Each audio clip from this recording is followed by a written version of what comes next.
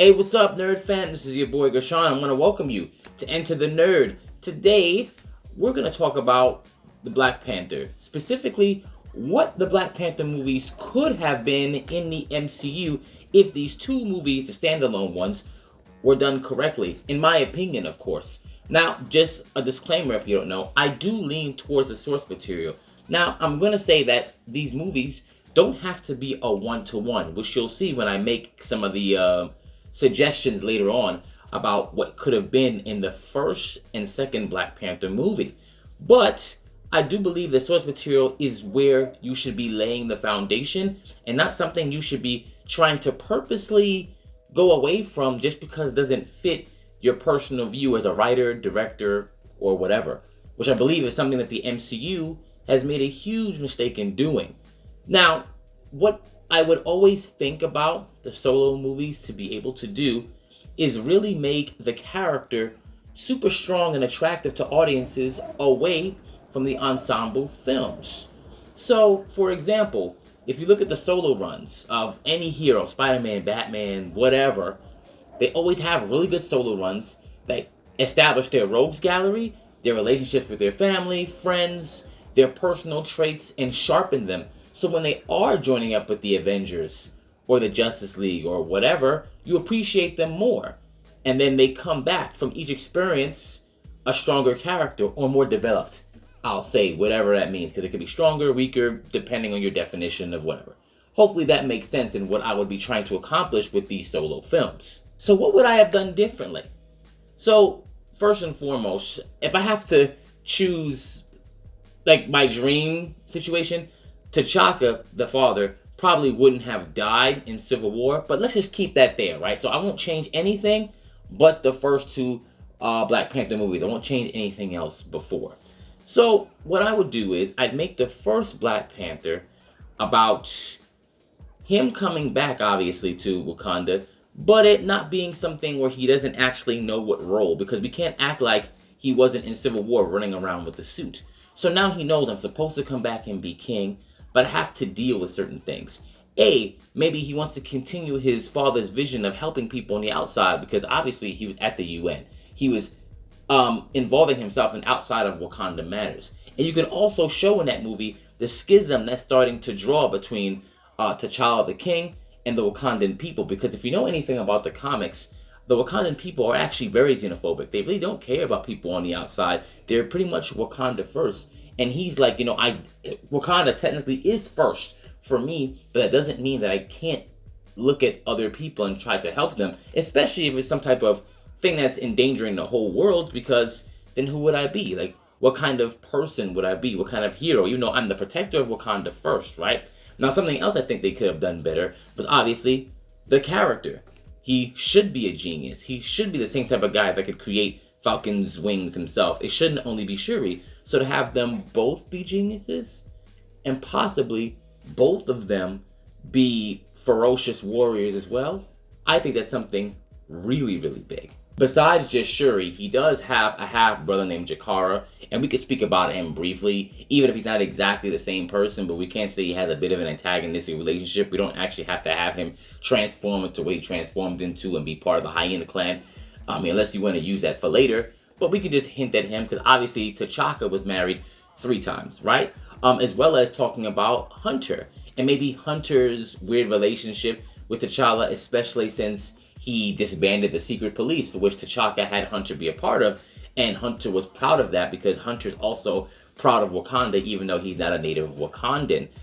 Maybe you don't show him in the film, but you hint at his existence, and perhaps he comes back later on to help him. So maybe you don't have to show your whole hand by having Hunter out there, or White Wolf, if anyone knows that. That's the dude that T'Challa's father found when the helicopter with his family crashed right outside of Wakanda, raised him, actually had him before T'Challa was born. T'Challa's mom actually died shortly after she gave birth to T'Challa, and Hunter, or White Wolf, actually really blamed T'Challa for that, because T'Challa's mom, also treated him very well, even though the other people in Wakanda really didn't like him because he wasn't a Wakandan, he was an outsider. So even showing that relationship maybe later on, or T'Challa thinking about that, loving his brother but understanding there's a very complicated relationship. So I think it would have been really cool to make, once again, T'Challa extremely complex. He's trying to worry about what's happening in Wakanda, but he also has to have an outside conflict. Before getting to that, I would even say Ramonda, Shuri's mom, because she's not Wakandan either. She's like from South Africa, and she's been through things like apartheid. She's been like abducted, and all those things could be used to make her strong, and that's part of her strength. I mean, even in the whole thing in the comics that I think T'Challa got separated from T'Chaka. I forgot what was happening, but she actually returned T'Challa to a lot of stuff. She returned T'Challa to T'Chaka, and that's kind of how she met him. And she was like an explorer at the time, I believe, which was pretty cool. But she wound up staying because she felt like T'Challa needed a mother figure. And then she fell in love with the father, which is cool too. So you can kind of show that kind of complexity with her too, because she was also kind of like an activist during apartheid too. So that could be part of her personality too. She's strong and all that. Now, who would the antagonist be? Claw, the person that they unceremoniously killed in favor of whatever that was supposed to be. I guess Killmonger, whatever. But Michael B. Killmonger, whatever it is, right? But you have that guy.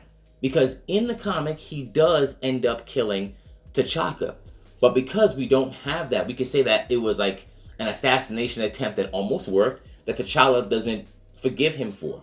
And we can introduce a friend, because in the comic, I believe T'Challa had a friend that went with him to university and was traveling, and eventually was so jealous, became part of AIM and stuff. So we could say that that same person who was like jealous of T'Challa, that was actually his childhood friend, winds up helping Claw to get vibranium, and now Claw is actually running around with vibranium, with like a little terrorist organization, with like these beings, like some of his guys, his mercenaries that are powered by vibranium, and the whole movie is him, obviously, trying to take down this force that his childhood friend is a part of, and obviously a mortal enemy in Claw, who tried to kill his father. Even though his father is already dead, it's not something that he has forgiven him for. So now, it's like he's got the personal connection with the childhood friend. I'm not sure if we can if we want to do the whole AIM thing. We don't have to, but we could just say that he's helping Claw get the vibranium, or he already did, because he already has a knowledge of Wakanda, so he helped him in, got that stuff, and now Claw has like his mercenaries that are out there, or a terrorist organization that's powered by vibranium. He's making a whole bunch of weapons, and even he's selling them to the outside. And this whole adventure where Black Panther is trying to stop him, plenty of action, cool fighting, and you get to see like how smart Claw actually is, and how manipulative, and also how personal this villain is, because he has one of T'Challa's best friends as well. I think that would have been a cool story to flesh out some of the backstory of all the characters, especially Wakanda, and not having Claw just die. Even at the end of the movie, I wouldn't have him just die. I think he should still live on, but perhaps be in some type of prison. I haven't mapped out the entire movie, but I'm just thinking about what the premise could have been like, which would have been about building up the character. Could Nakia and Okoye still be in it? Of course. Adora have to be there. And I would still probably make Okoye very similar to how she is in the film. I would still have the same person play her. Shuri, no, because I mean Letitia Wright doesn't really fit the mold. This is going to have her work out and actually have her train and fight. I probably wouldn't have done that. But as far as Okoye and Nakia also being a love interest, however, some things turning her away, especially when she sees that T'Challa probably has other love interests, which is also what happens in the book, which eventually does turn her evil. Will she turn evil here, or will you just see the signs of it happening? That would actually be cool here, because she could play a very nuanced role as well. So there you go. Black Panther 1, Claw is the enemy, Wakanda's being complicated, T'Challa is a guy who has to realize, okay, I'm the king now, and I have these duties. And it's complicated because the place where I'm ruling over doesn't necessarily agree with everything that I'm going to do. But I know my father's, which is who I really love. I want to continue what I'm doing there. So that'll be kind of Black Panther 1. I think 2, now you can actually bring in Eric Killmonger, but he'll be the actual Killmonger, not whatever we saw before. And obviously, whatever films come in between, not really sure what the MCU would have been, but whatever. We're moving on to Black Panther 2. And now, he also understands that his father was, more complicated than he might have wanted to admit. So he goes and he searches for, Killmonger. I'm not sure how he would have heard about it. We have to figure that out. I would like to make it make sense to where he goes and he searches for Killmonger. Maybe looking into history, goes for his family, finds him in America, and is like, look, I'm gonna name your family's village after you because they're Wakandan. And also the fact, maybe in the other film, Claw says something about it, because Claw in the comic is the one who forced Killmonger's parents to rebel, which got one of his dad killed, and he had to live with his mom back in Harlem and stuff like that. So maybe we'll do something like that to try to tie it together with the first film, obviously, right? Now, you get Killmonger, and Killmonger obviously has, when he gets over to Wakanda, has some of those same sentiments as like Wakanda. We gotta make Wakanda great again, right? Like, why is Black Panther, our leader, constantly outside the country? Like, it's his fault that vibranium, just trying to blame everything on him so he can get the country to turn against him. And now it'd be very interesting to see how T'Challa has to deal with that, how pretty much Killmonger turns 3/4 of the country against him, and all he has is some of his family, including, perhaps the returning White Wolf to help him. Maybe even that brother that he has a contentious relationship with. Actually seeing Shuri in fighting shape. Maybe even the uncle, Cyan, who's not really in this, but that would actually be pretty cool, right? Or Sion, actually, something like that, right? Would actually be pretty cool to see in there. So you see, his family is the one that really has his back, even when the people who he's risked his life for. The whole point of him getting all that vibranium back in the first film was to make sure that people aren't looking at Wakanda a certain way. He still died for Wakanda, but they'd rather forget about all that because he doesn't follow everything traditionally, which obviously his grandfather, Azuri the Wise, was very aggressive, met Captain America a long time ago, something I would have also put in the film. I would have had that connection, Captain meeting the Cap, or even Chris Evans, Captain America, meeting Azuri a long time ago while he was decapitating all the Nazis and stuff like that. And after he met him, softening himself to the interfering outsiders, and then T'Chaka taking that one step further and T'Challa following suit, but them not liking it. We're Wakandans. We're supposed to be the ones that know better than everyone else.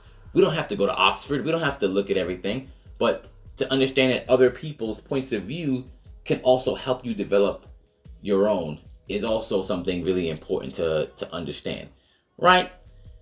And which is something that T'Challa and T'Chaka were also doing. So to see him almost at war with the country because they want to be traditionalists and super nationalists will be something really cool to see, because the people aren't perfect. They're not this super idealistic or idealized nation that everybody thinks is benevolent, which is what they really wanted to portray them as, which is something that I thought was a huge mistake that Ryan Coogler did, right? So Killmonger will be that. I'm not sure. Maybe I'd kill him if I could do what they did in the comics and bring him back with the Mandarin with the rings. But the rings are now bangles, so I'm not sure. Maybe I'd have to change that stuff too.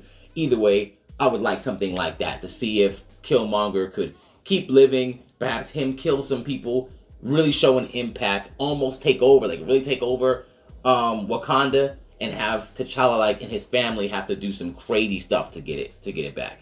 I would love to see that. In the third film, then you can bring in Namor, not Namor, whoever that was, but really Namor, and show maybe the connection between the family history of maybe Namor also knowing Azuri the Wise and going, well, I knew your grandfather. He was a guy who obviously would have been taking people's heads off. What the hell is Wakanda now? What is this? And showing that to be the conflict. And obviously that's just a surface level thing, but then you get it. The first two movies could be vastly different if they just paid more attention to the source material and really wanted to build the characters versus telling a narrative about Africans and African Americans and really feeding their own socio-political views versus just going, how do we make these characters really, really cool and fleshed out? That's just my opinion. Let me know. What do you think? Did you like the first two movies exactly how they are?